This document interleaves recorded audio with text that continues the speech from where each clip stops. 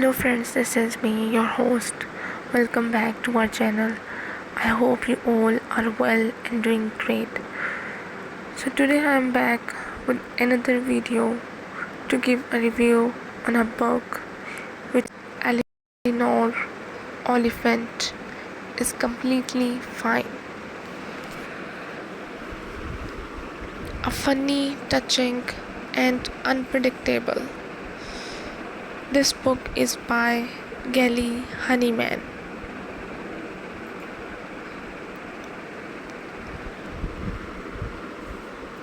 From Monday to Friday, I come in at 8:30.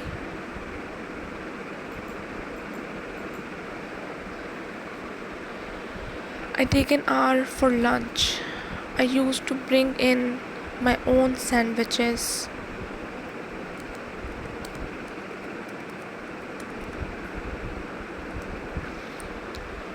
But the food at home always went off before I could use it up.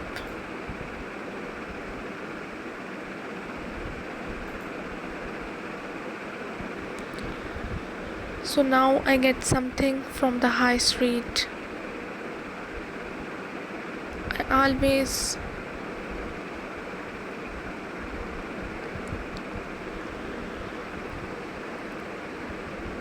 I always finish with the trip to Marks and Spencer on a Friday.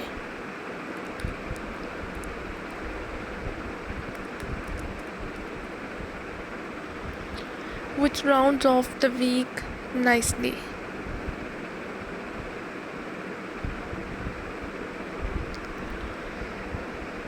I sit in the staff room with my sandwich and I read the newspaper from cover to cover.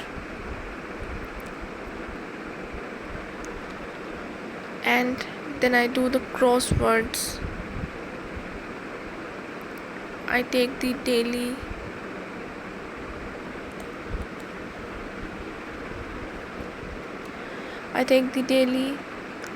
Telegraph, not because I like it particularly, but because it has the best cryptic crossword.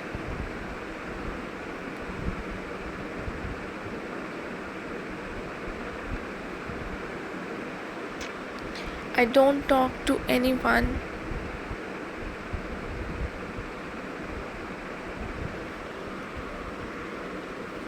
By the time I have bought my meal deal,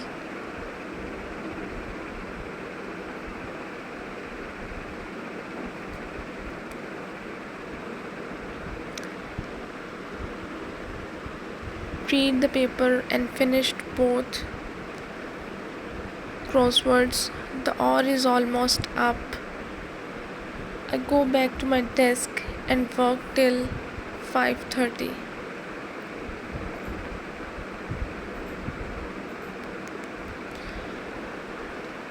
The bus home takes half an hour. I make supper and eat it while I listen.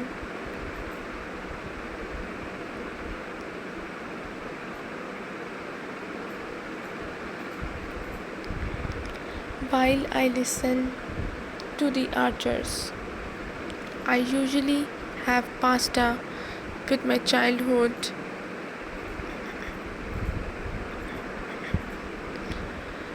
was full of culinary contradiction, and I have dined on both hand-dived scallops and boiled in the bag cod over the years. After much reflection on the political and sociological aspects of the table, I have realized that I am completely uninterested in food.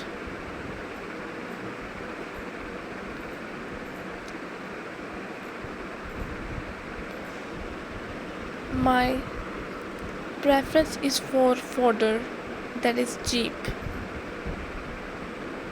quick, and simple to procure and prepare,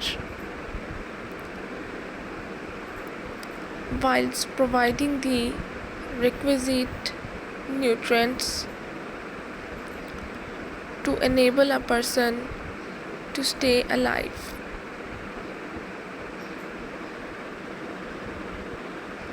After I have washed up, I read a book.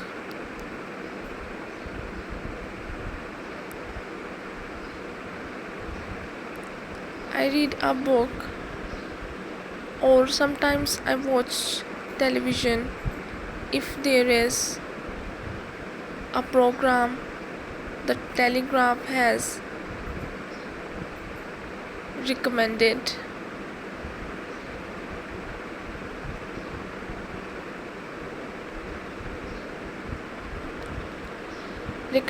That day. I usually, always talk to mummy on a Wednesday. On a Wednesday evening for 15 minutes or so.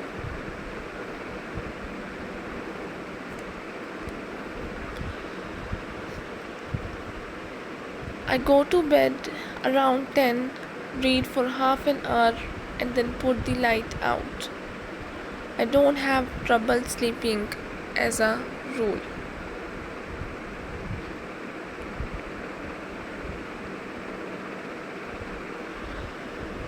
On Fridays, I don't get the bus straight after work, but instead, I go to the Tesco.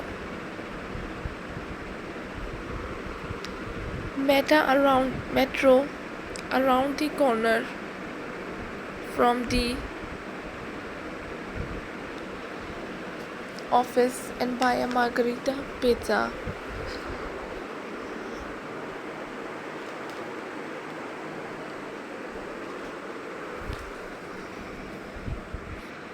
Some Chianti and 2 big bottles of cleansed vodka. When I get home, I eat the pizza and drink the wine. I have some vodka afterwards. I don't need much on Friday.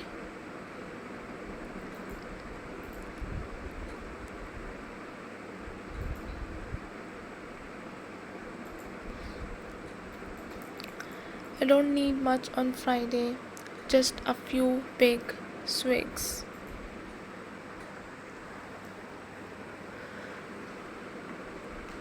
I usually wake up on the sofa around 3 a.m. and I stumble off to bed. I drink the rest of the vodka over the weekend.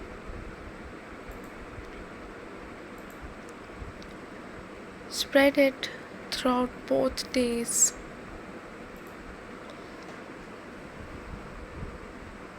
So that I am neither drunk nor sober.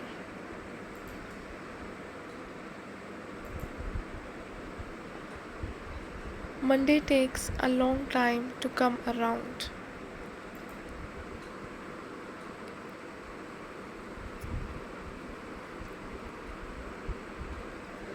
The kettle clicked off and I warmed the teapot.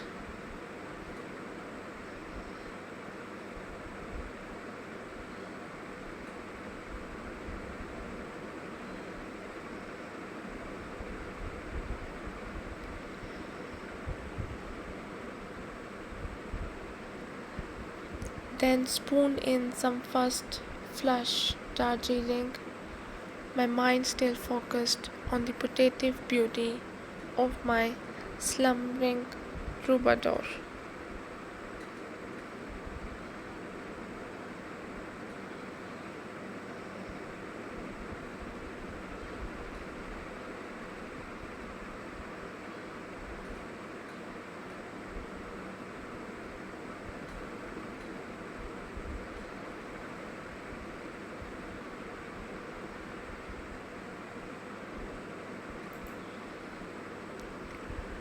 Childish laughter from my colleagues began to intrude upon my thoughts,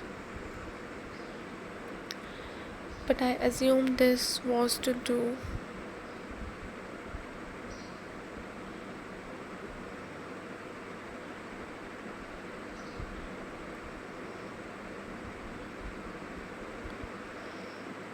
this was to do with my choice of beverage.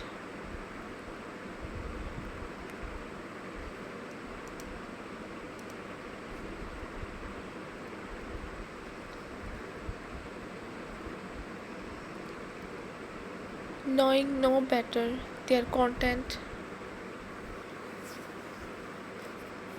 to drop a bag of poorest quality blended tea into a mug.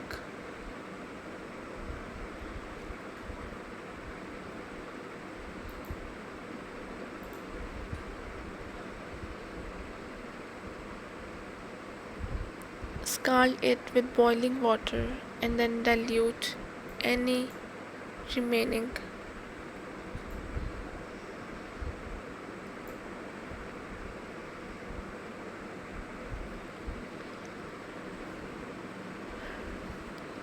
Any remaining flavor by adding fridge cold milk. Once again, for some reason, it is I who am considered strange.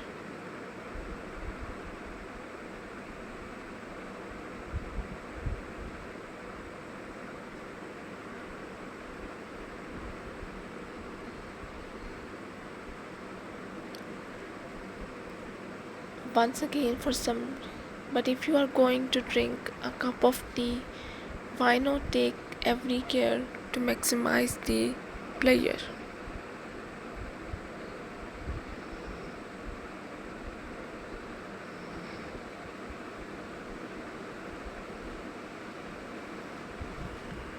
The giggling continued and Jenny started to hum. There was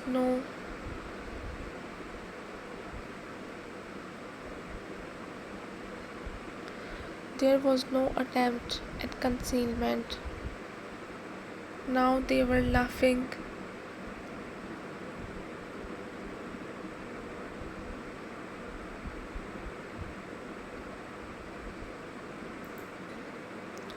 Now they were laughing loud and hard. She stopped humming and started singing.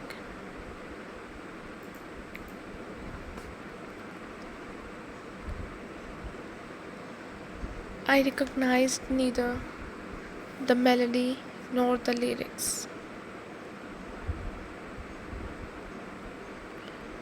She stopped, unable to go on, because she was laughing so much, still performing a strange backwards walk.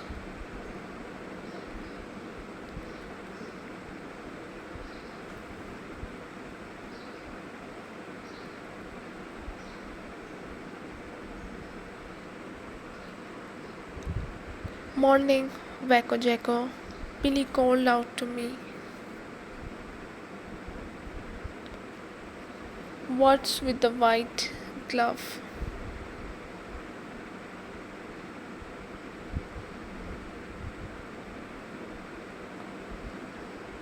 So that was a source of their amusement. Unbelievable.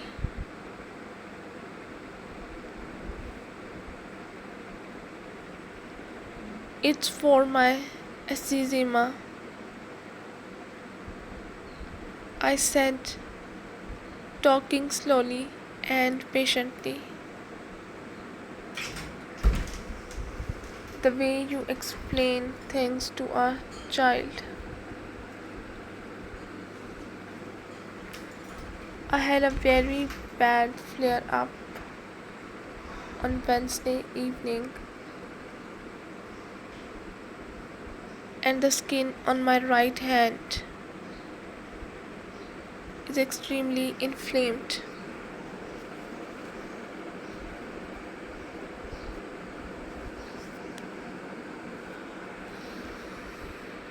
I am wearing this cotton glove to prevent infection.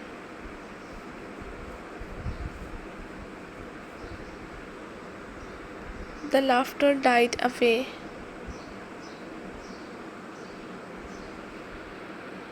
Leaving a long pause. They looked at each other silently, rather like prominent animals in a field.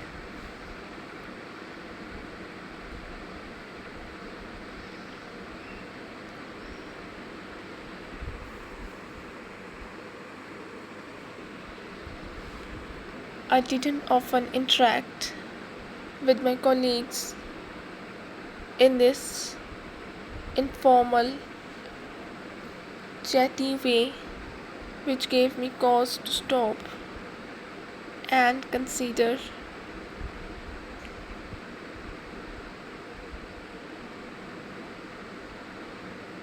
whether I ought to make the most of the opportunity.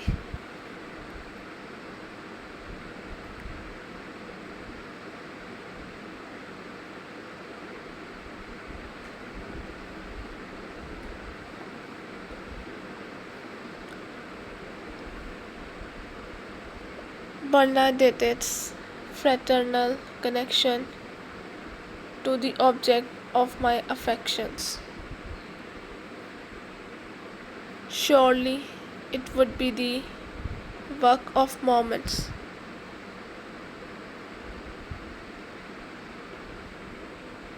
to glean some additional useful information about him from her.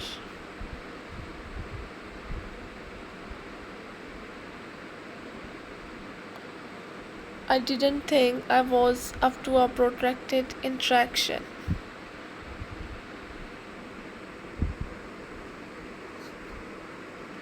She had a very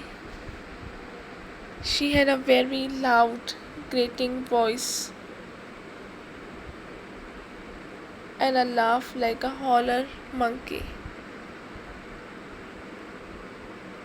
But it was surely worth a few moments of my time.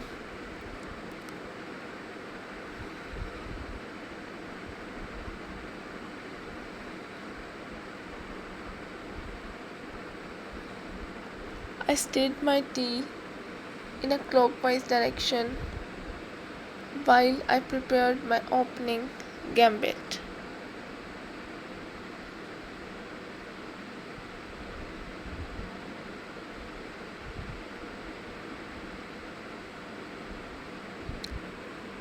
Did you enjoy the rest of the concert the other night, Billy? I said.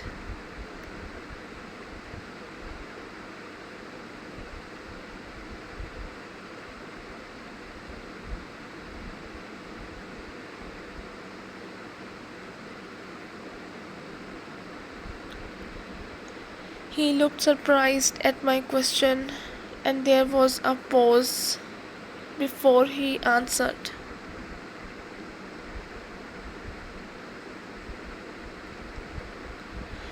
Hey, it was okay, he said, articulate as ever. This was going to be hard work.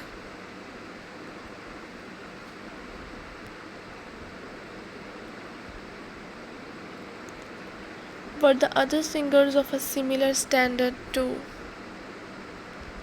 I paused and pretended to rack my brains.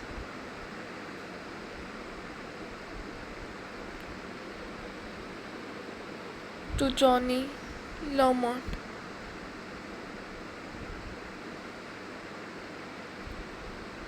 They were all right, I guess, he said, shrugging.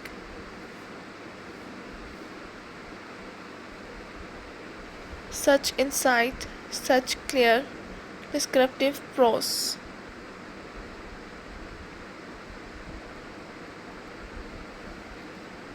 Bernadette piped up, as I knew she would.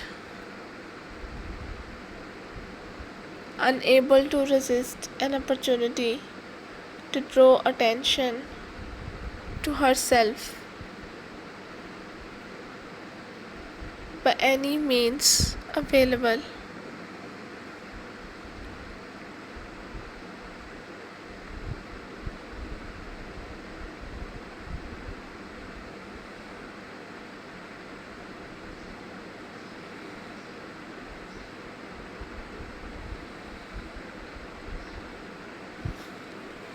I know him, Johnny, she told me proudly. He used to be pals with my brother at school.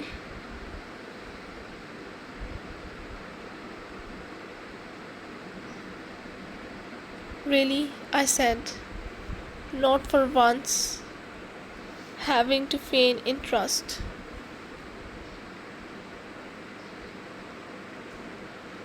Which school was that?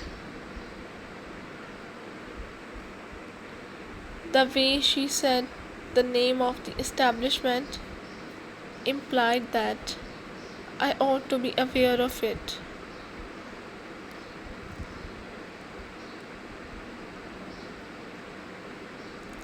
I tried to look impressed.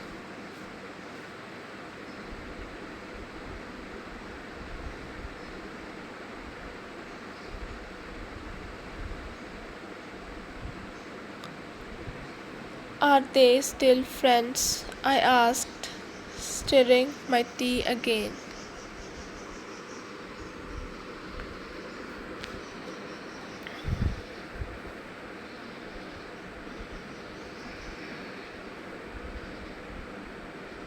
Eleanor Oliphant, pleased to meet you, I said.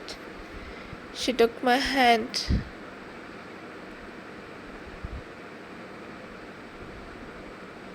Then clasped it in both of hers, much as Sammy had done.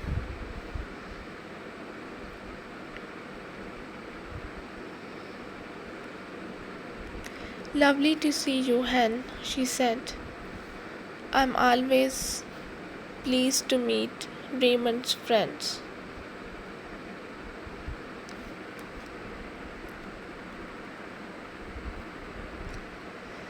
Sit down, won't you? You'll be needing a cup of tea. I am sure. What do you take in it?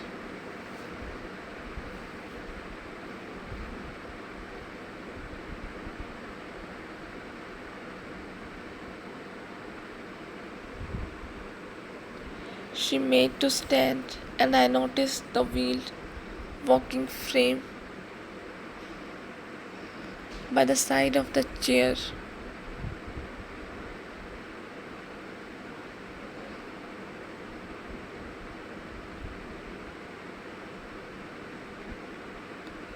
Stay where you are, Mum.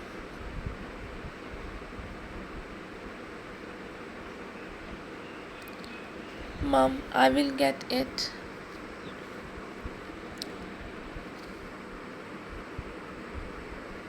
Raymond said, shall I make us all nice cuppa?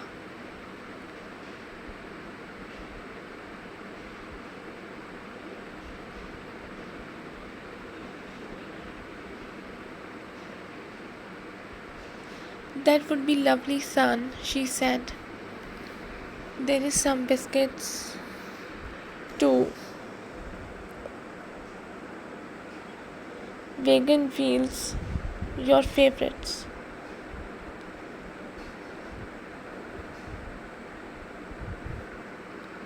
Raymond went off to the kitchen, and I sat on the sofa to the right of his mother.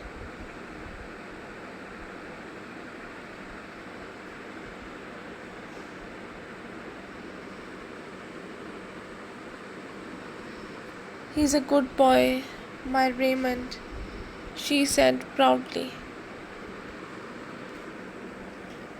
I was unsure how best to respond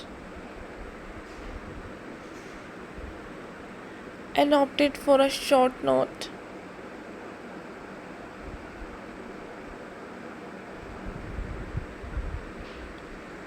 So you work together, she said.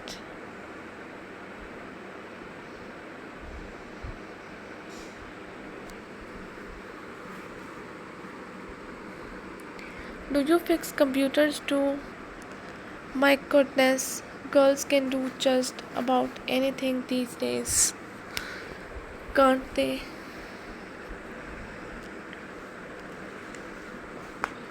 She was as neat and tidy as her house.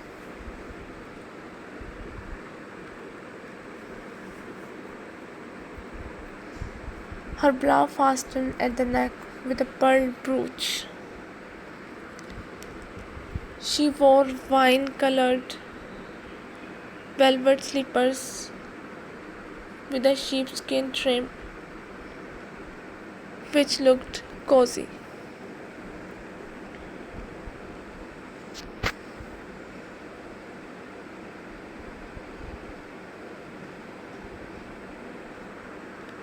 She was in her 70s, I would guess, and I noticed when I shook her hand that her knuckles were swollen to the size of gooseberries.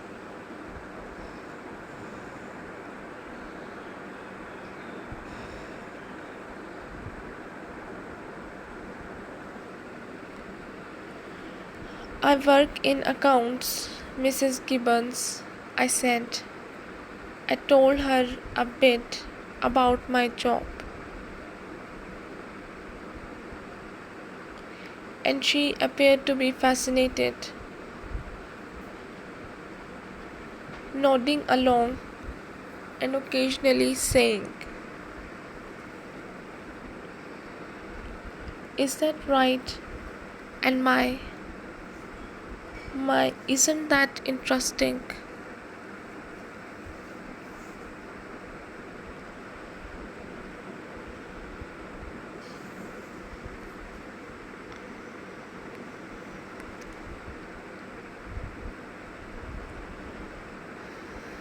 When I ended my monologue, having exhausted the already limited conversational opportunities afforded me by accounts receivable, she smiled.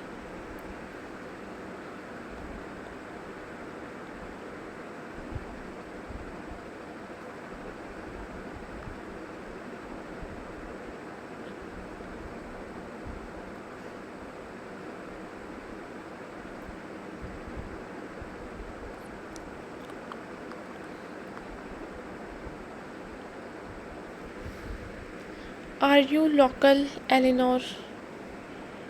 She asked gently. Usually I abhor being questioned in this manner.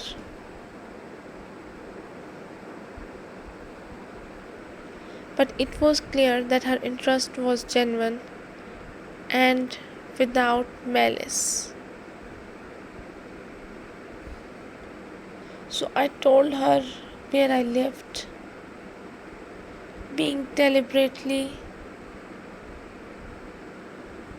vague as to the precise location.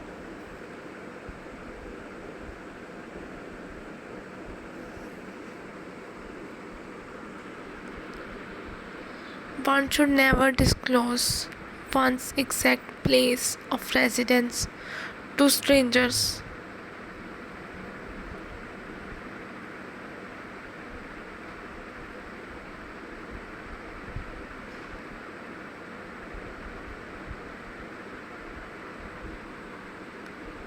You don't have the accent, though, she said.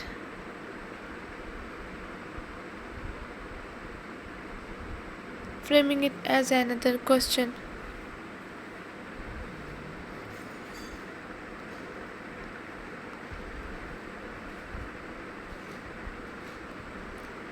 I spent my early childhood down south, I said, but I moved to Scotland when I was 10.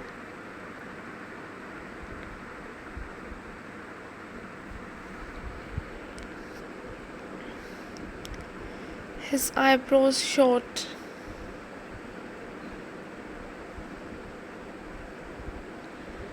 His eyebrows shot to the top of his head momentarily, and then his face became impassive.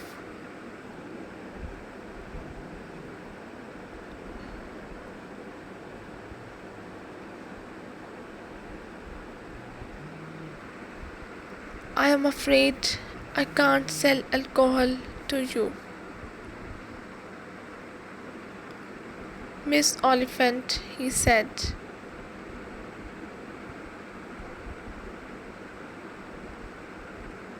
Looking not a little embarrassed, I smiled.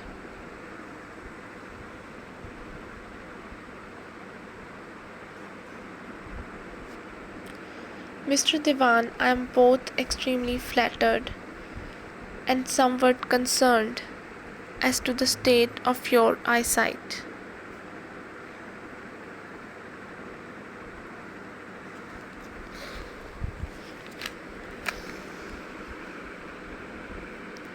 I have in fact only just entered my 31st year.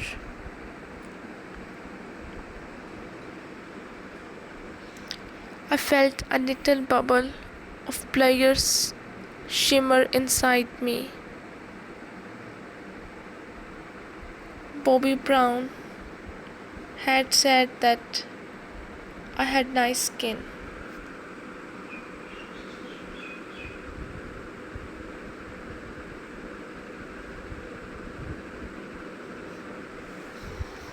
And now Mr. Diwan had mistaken me for a teenager.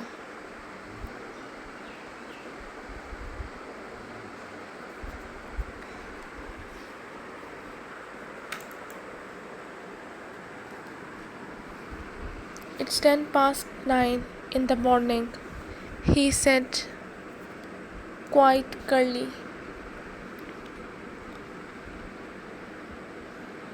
A small queue had built up behind me.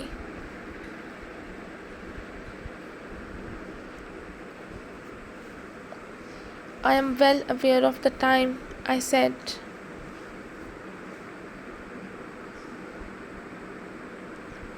Might I be so bold as to suggest that what your customers choose to have for breakfast is none of your concern?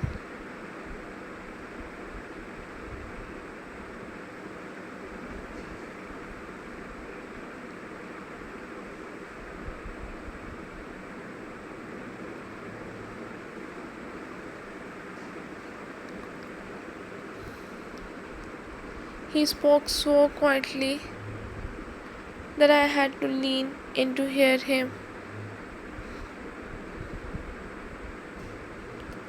It's illegal to sell alcohol before 10 a.m. Miss Oliphant, I could lose my license. Really? I said, fascinated. I had absolutely no idea. I am afraid my knowledge of licensing law is patchy at best.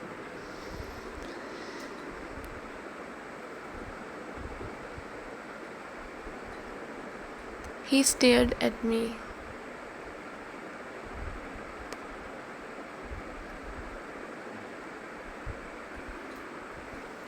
That will be 5.49 pounds, he repeated,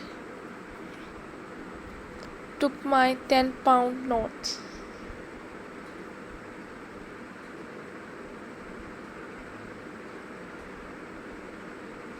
and rendered my change, all the while keeping his eyes firmly on his shoes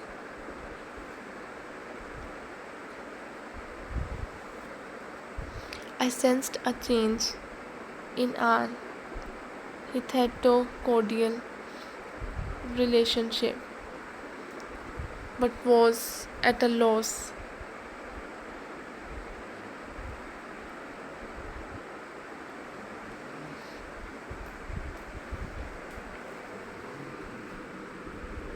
He didn't even say goodbye.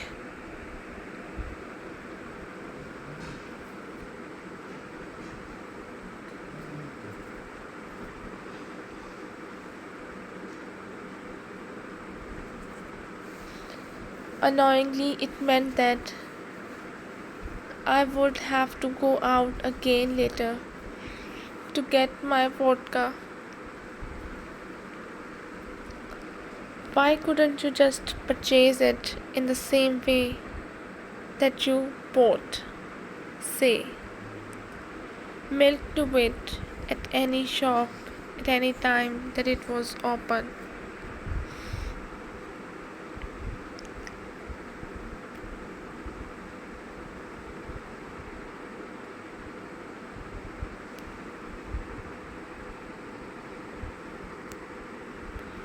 Ridiculous, I suppose. It's to ensure that alcoholics are protected from themselves for at least a few hours each day.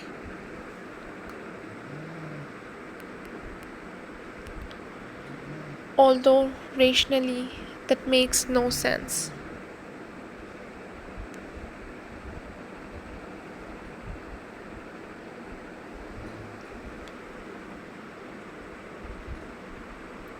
If I were chemically and psychologically addicted to alcohol,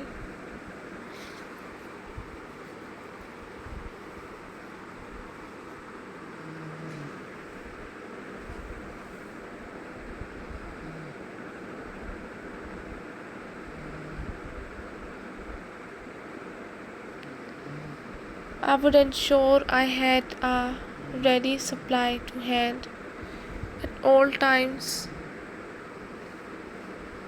buying in bulk and stockpiling.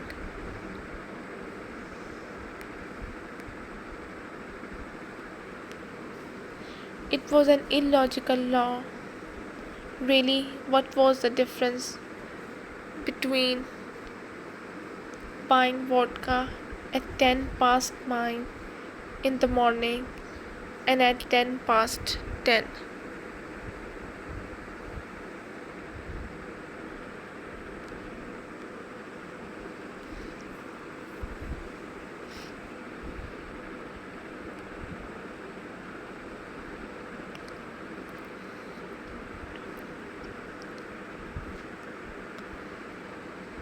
It was an illogical law. Vodka is for me merely a household necessity, like a loaf of bread or a packet of tea.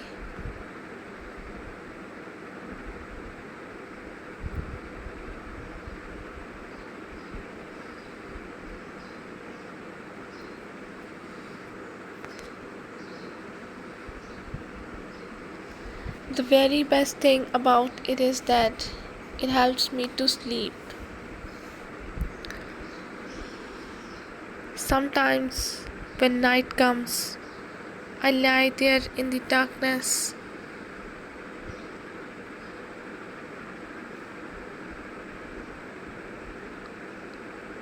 and I can't prevent myself remembering fear and pressure, but mostly fear.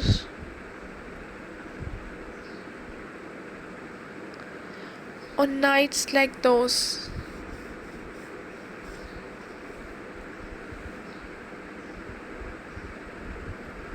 Mummy's voice hisses inside my head,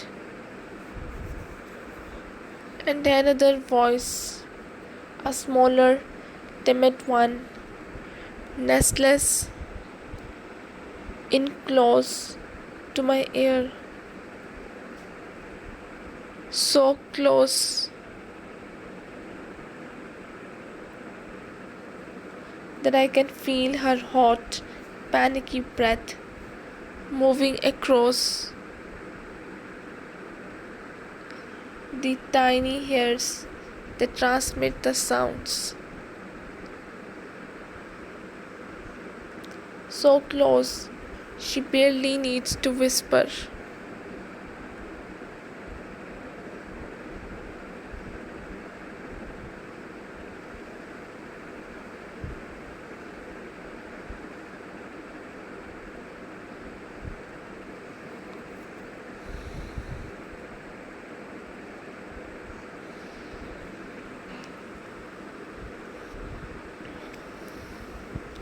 That small voice, it breaks apart, pleading, Eleanor, please help me.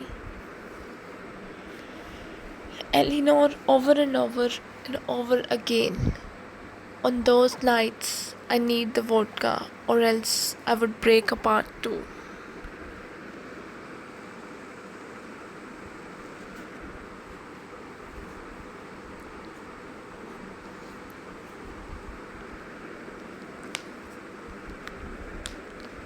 Family toss, Raymond said, shaking his head. It's bad enough.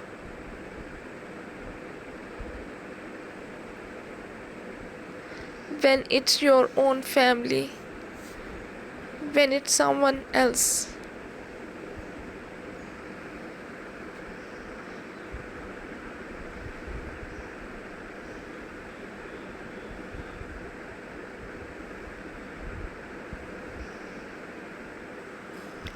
I looked around. I had no prior experience of such events, and the main thing that struck me was disparity.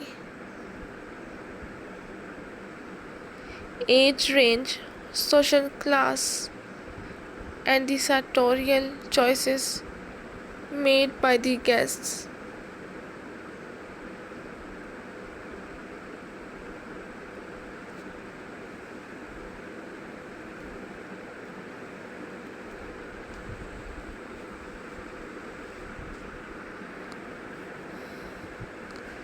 You can choose your friends, Raymond said,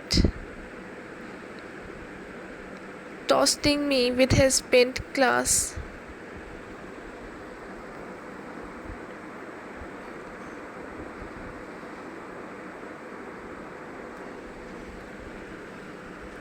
But you can't choose your family.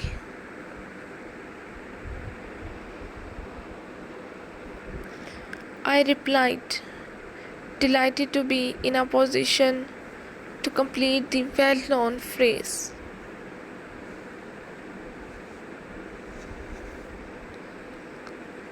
It was only a quick crossword clue, not a cryptic one, but still.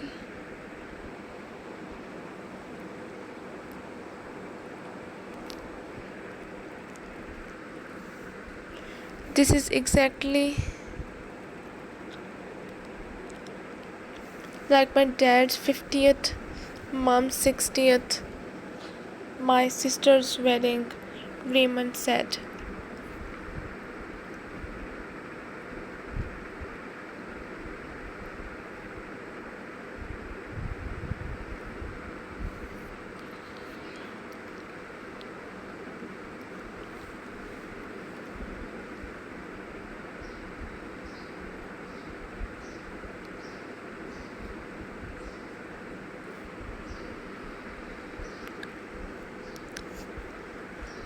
A shy DJ, overexcited, kids high on sugar, people who haven't seen each other for years, catching up and pretending they like each other.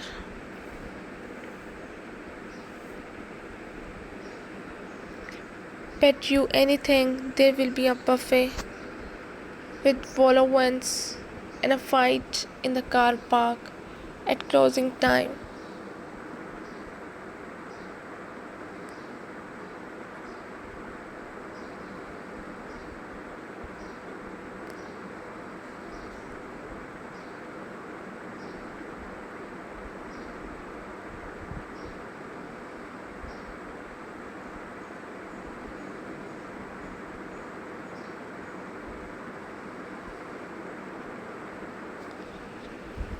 I was intrigued, but surely it must be fun.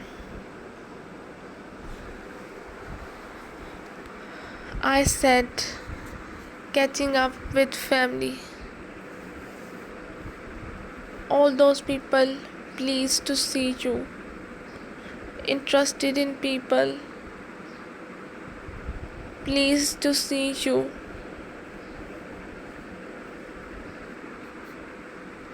interested in your life. He looked at me carefully.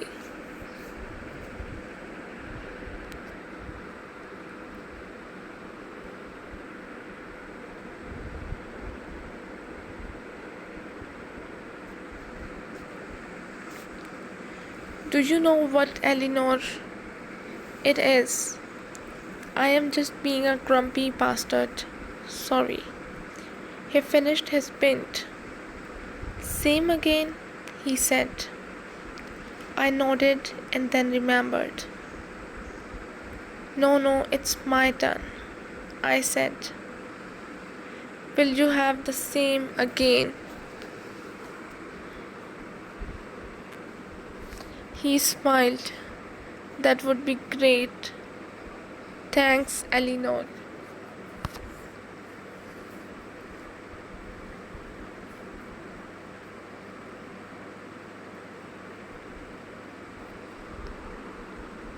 I picked up my shopper and made my way to the bar.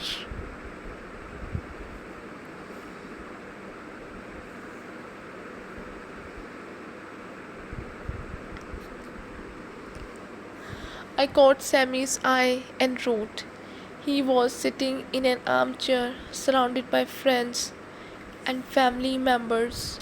As usual, I went over.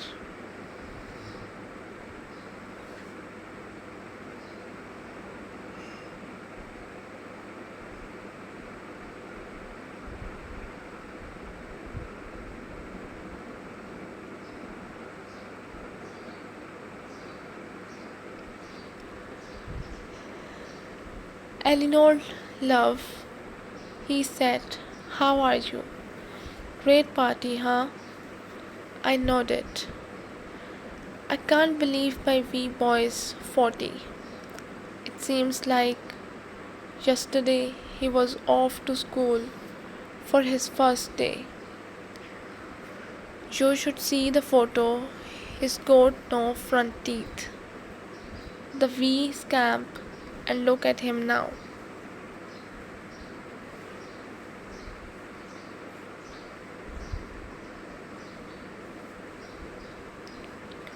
He pointed across the room to where Keith was standing with his wife.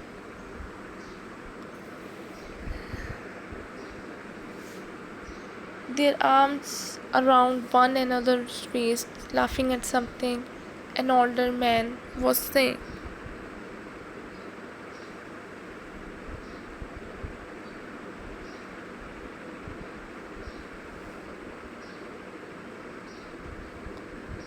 That's all you ever want for your kids. For them to be happy.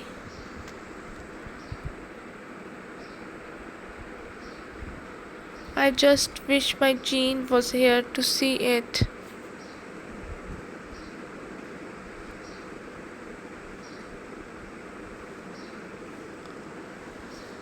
I pondered this. Was that what people wanted for their children?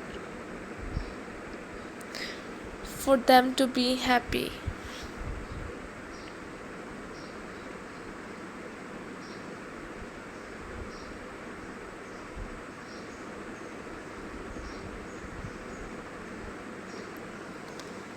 It certainly sounded plausible.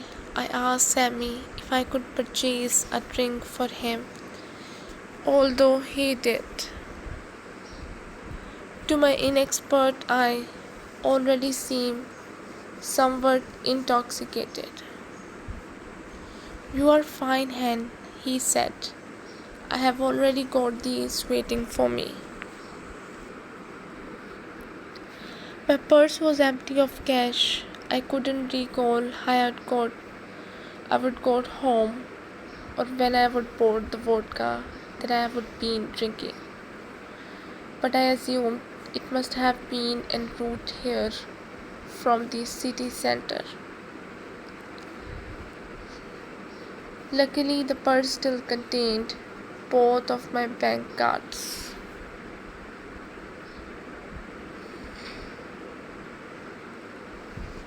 The concerned ticket was in there too. I dropped it on the floor. I walked down to the corner shop. It was daylight, cold, the sky Asian.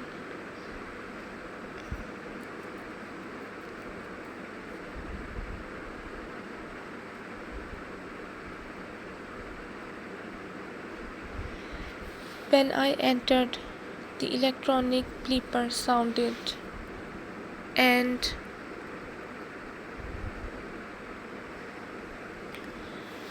behind the counter, Mr. Divan looked up. I saw his eyes widen, his mouth fall open slightly. "Miss Oliphant," he said. So this is all we have from this book. I hope you guys liked the story. If you did, don't forget to press the like button. And if you wanted to suggest any other book for a review, you can tell me in the comment section.